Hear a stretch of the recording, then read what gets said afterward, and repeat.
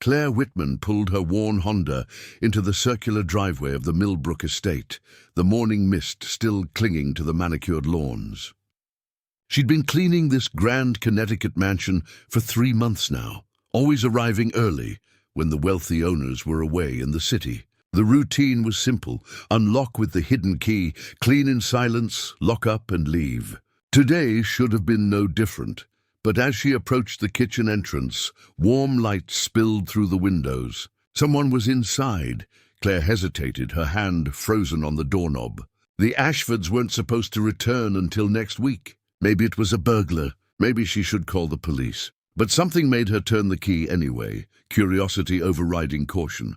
She stepped into the kitchen and gasped. A man sat at the marble island, still in yesterday's wrinkled dress shirt, his dark hair disheveled. Empty coffee cups and crumpled papers scattered around him like debris from a storm. He looked up startled, revealing tired green eyes and stubble that spoke of a sleepless night. "You must be the maid," he said quietly, his voice roughened by exhaustion. His gaze lingered on her face with unexpected intensity. "I wasn't expecting—" He trailed off, studying her as if trying to solve a puzzle. Claire clutched her cleaning supplies tighter. "I'm sorry, Mr. Ashford. I didn't know anyone was here. I can come back later." "No." The word came out sharper than intended, and he softened it with a weary smile. "Please don't leave. I could use the company." As Claire set down her supplies, she caught sight of the papers spread before him. Bold red letters stamped across legal documents made her blood run cold. Fraud, under investigation, criminal charges pending. She looked up to find him watching her reaction, his jaw tense with shame and defiance.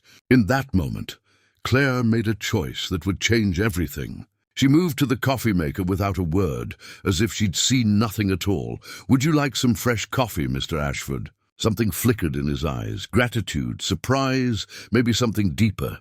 "Daniel, just Daniel." And yes, thank you. As the weeks passed, their morning encounters became routine.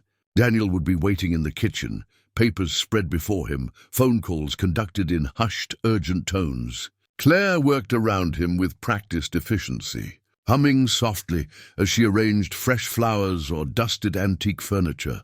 She learned his rhythms, how he rubbed his temples when the lawyers called, how his shoulders relaxed when she set a homemade sandwich beside his elbow, how he watched her move through his house as if memorizing every gesture. "You don't have to do that," he said one morning, nodding at the sandwich wrapped in brown paper. "My mother always said food tastes better when it's made with care," Claire replied. Not meeting his eyes. "Your mother sounds wise." "She is, was, is," Claire corrected herself, the words tangling. "She's sick." Daniel set down his coffee cup.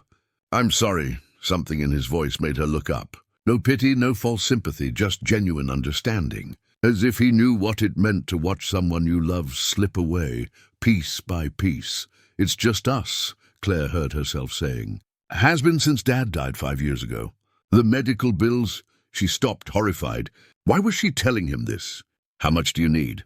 The question hung in the air like a challenge. Claire's cheeks burned. "I wasn't asking for—" "I know." Daniel stood, moving closer. "But if you were—" The space between them crackled with unspoken possibility. Claire could smell his cologne, see the flecks of gold in his green eyes. For a heartbeat, she let herself imagine what it would be like to accept his help, to let someone else carry the burden she'd shouldered alone for so long.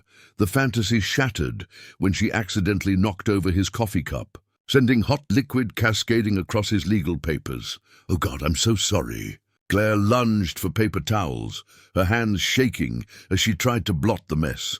Daniel caught her wrists, stilling her frantic movements. His touch was warm, gentle.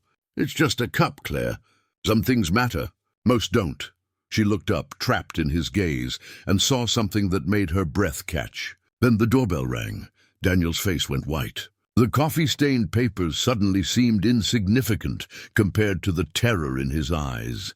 "If anyone asks," he whispered urgently, "you've never seen me here." 2 men in expensive suits stood on the front porch, their faces hard as granite. The taller one flashed a badge. "Federal investigators. We're looking for Daniel Ashford." Claire's heart hammered, but she kept her voice steady. "I'm sorry, but Mr. Ashford is traveling abroad. I'm just the cleaning service. When did you last see him?" "I've never actually met him," Claire lied smoothly. "I just clean when the family's away. That's how these arrangements usually work." The shorter agent peered past her into the house. "Mind if we take a look around?" "I'm sorry, but I don't have authority to let anyone inside. You'd need to contact the property management company." Claire stepped back, closing the door slightly. "I have their card if you'd like the number." After a tense moment, they left. Claire watched their black sedan disappear down the drive before turning to find Daniel emerging from the pantry, gratitude and something deeper flickering in his exhausted eyes. "Why did you protect me?" he asked. Claire shrugged, though her pulse still raced. "Everyone deserves a second chance." The words hung between them, charged with possibility and danger. Daniel stepped closer, close enough that she could see the pain he carried, the weight of secrets that bent his shoulders. "Claire, Her phone rang, shattering the moment. Mom's ringtone. Claire fumbled for it, already knowing from the late hour that something was wrong. "Honey." Her mother's voice was weak, strained. "I hate to call, but the bills came today. The rent, the hospital." "Claire, we have 48 hours." The color drained from Claire's face as the numbers hit her like physical blows. Even with her salary from cleaning houses, even with her mother's small disability check, they were drowning. The apartment they'd called home for 6 years. The one place her mother felt safe. They were about to lose it all. "I'll figure something out." "Mom, don't worry." But as Claire ended the call, she felt the walls of her carefully constructed world collapsing. Across the kitchen, Daniel watched her with concern etched in every line of his face, and she realized with growing dread that the man she was falling for might be her only hope, or her biggest mistake. Over the following weeks, Daniel and Claire developed a rhythm as natural as breathing. Each morning, she would arrive to find him already in the kitchen, and he would have coffee waiting, perfectly prepared, just the way she liked it. In return, she began leaving small gestures of care, a thermos of homemade soup when he looked particularly worn, fresh flowers arranged in a way that caught the morning light, sandwiches wrapped with notes that simply said, "Eat something." Their conversations grew longer, deeper. Daniel learned about Claire's dreams of opening a small bakery someday, about her father who had taught her to see beauty in simple things, about the nights she sat beside her mother's bed, reading aloud from romance novels because they made them both forget their troubles for a while. Claire discovered that beneath Daniel's polished exterior lived a man who collected vintage records, who could quote poetry from memory, who sent anonymous donations to the local animal shelter because he'd once been a lonely child who found comfort in stray cats. She learned about the crushing weight of family expectations, about her father who had built an empire but forgotten to build a relationship with his son. Neither acknowledged the growing attraction that sparked between them, but it was there in the way Daniel's voice softened when he said her name, in how Claire's breath caught when he accidentally brushed her hand while reaching for his coffee, in the moments when conversation faded and they simply existed in the same space, comfortable and yearning and afraid. One afternoon, as Claire polished the grand piano in the music room, Daniel appeared with an armload of classical records. "Would you like to hear something?" he asked, almost shy. As Chopin's Nocturne in E-flat major filled the room, Claire watched Daniel's face transform. The tension melted from his shoulders, and for the first time since she'd known him, he looked truly at peace. When the piece ended, she found herself clapping softly. "You really love music," she observed. "My mother used to play that piece," Daniel said quietly, "before she got sick. Before everything fell apart." Claire understood. Some sorrows were too deep for words, but music could touch the places where language failed. She moved closer, drawn by his vulnerability, and for a moment they stood so close she could count his heartbeats. The spell broke when Mrs. Henderson's sharp voice cut through the afternoon air outside. Claire rushed to the window and saw the elderly woman craning her neck toward the house, her phone pressed to her ear with the intensity of someone sharing crucial intelligence. "That's trouble," Claire murmured. Daniel joined her at the window, his face grim. "Who is she?" "Mrs. Henderson. She knows everyone's business before they know it themselves." The next morning, Claire felt the whispers before she heard them. The moment she walked into Millbrook General Store, conversations stopped. Eyes followed her movements down the aisles. Mrs. Henderson stood near the checkout counter like a spider in the center of her web, holding court with a cluster of local women. "The Ashford boy is hiding at that estate," Mrs. Henderson was saying, her voice carrying with practiced precision. "Probably from the law, considering what happened with that family business of theirs." Sarah Peterson, Claire's friend since high school, appeared at her elbow. "Don't listen to them," she whispered, but her worried expression suggested she'd been listening herself. "They're saying you've been seen there an awful lot," Sarah continued carefully. "Claire, what's a girl like you doing with a man like him?" Heat flooded Claire's cheeks. "He's just lonely. And he's not what people think. Rich men don't marry their help, Claire." Sarah's voice was gentle but firm. "They use them, promise them things. Then they disappear when real life comes calling." The words hit like physical blows, not because Claire believed them, but because they voiced the fears she'd been trying to silence. What did she really know about Daniel's intentions? What could a man with his background possibly want from someone like her? "I see the way you look when his name comes up," Sarah pressed. "Just be careful. Some hearts are too expensive to replace." That evening, Claire sat in her mother's small bedroom, watching the frail woman struggle with another coughing fit. The medical bills covered the nightstand like accusations, and the eviction notice lay beneath them, its 48-hour deadline approaching like a ticking bomb.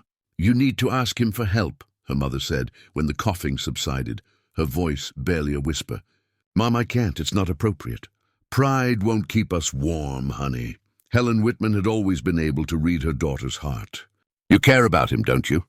"And if he cares about you, he'd want to help." Claire shook her head, but doubt crept in. What if Sarah's right? What if I'm just fooling myself about what this is? Then you'll find out. But dying slowly from pride is still dying. The next morning, Claire drove to the estate with a heavy heart and heavier questions. She needed to know where she stood with Daniel, needed to understand if what was growing between them was real or just her desperate imagination. But as she pulled into the driveway, she saw him loading suitcases into his car, his movements quick and mechanical. Every dream she'd dared to nurture crashed to the ground in that moment. "You're leaving," she said, not bothering to make it a question. Daniel looked up, and the pain in his eyes almost broke her resolve. "I have to.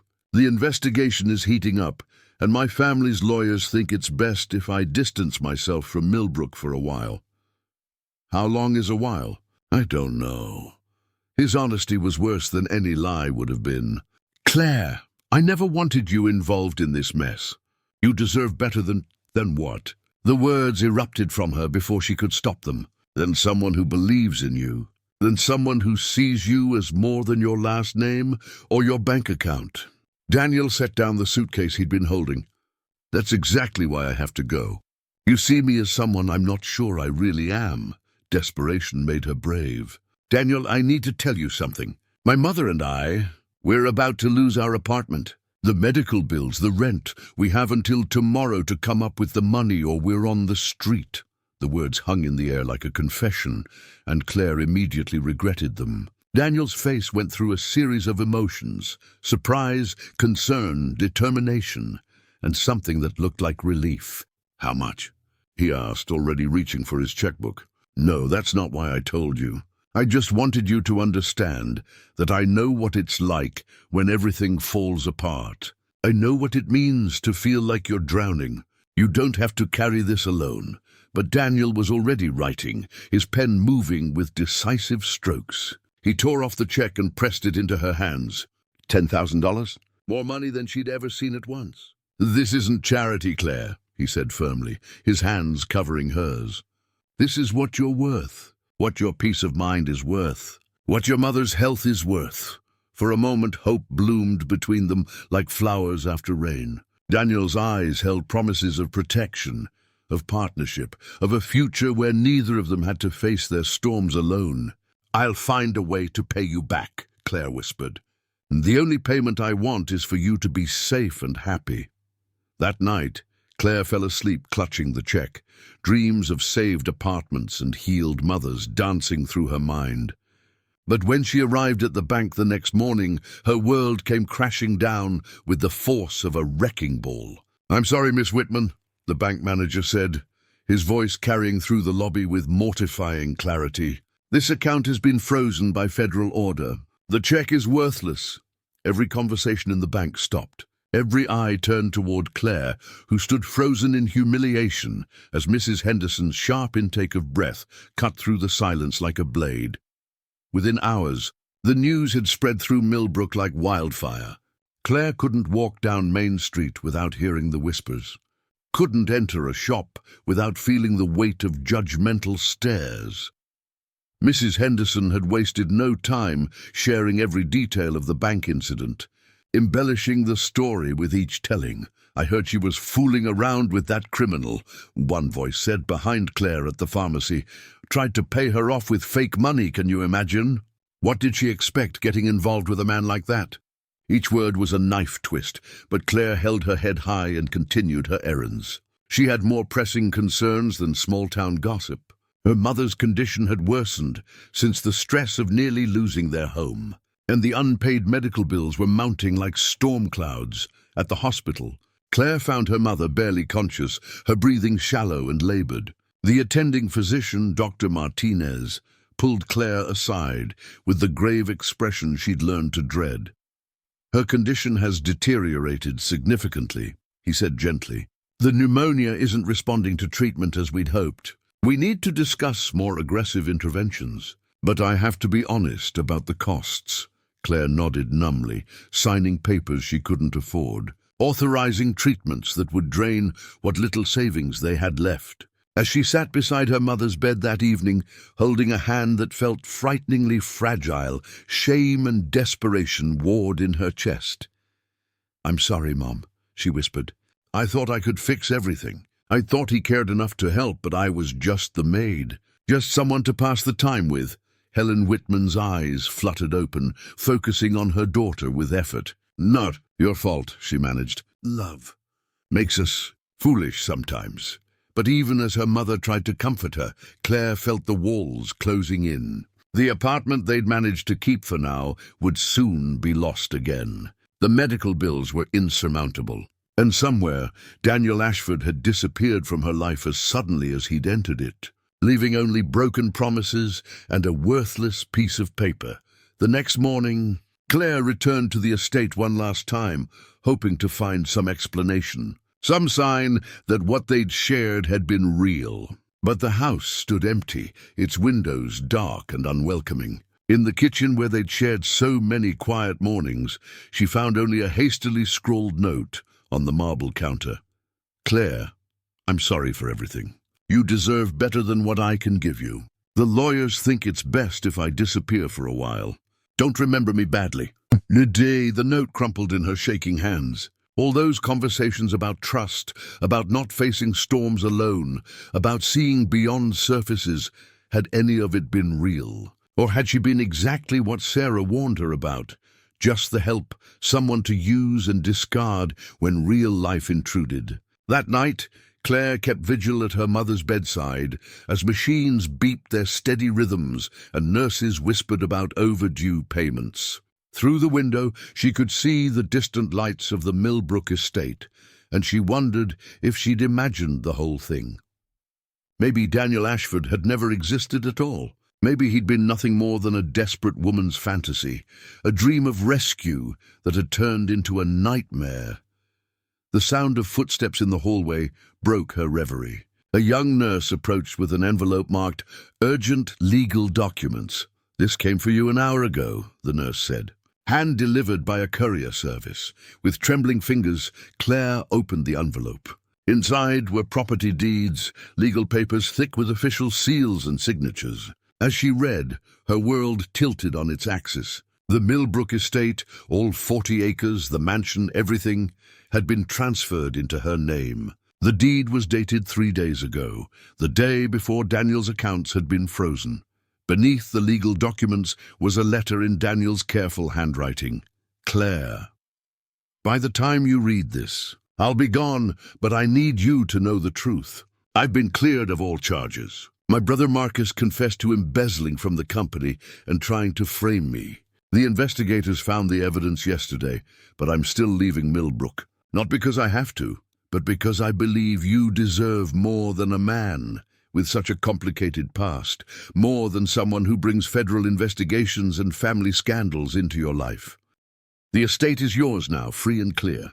I had my lawyers transfer it before my accounts were frozen. It was the only way to make sure you'd actually have something of value, not just empty promises. Sell it, keep it, do whatever makes you happy. Use the money for your mother's care, for your bakery dreams, for whatever future you choose. You gave me something worth more than money. You believed in me when no one else would. You saw who I really was beneath all the mess my family created. I'll carry that gift with me wherever I go. Don't think of this as charity. Think of it as what you're truly worth. A fortune that could never be measured in dollars. Forever grateful, Daniel.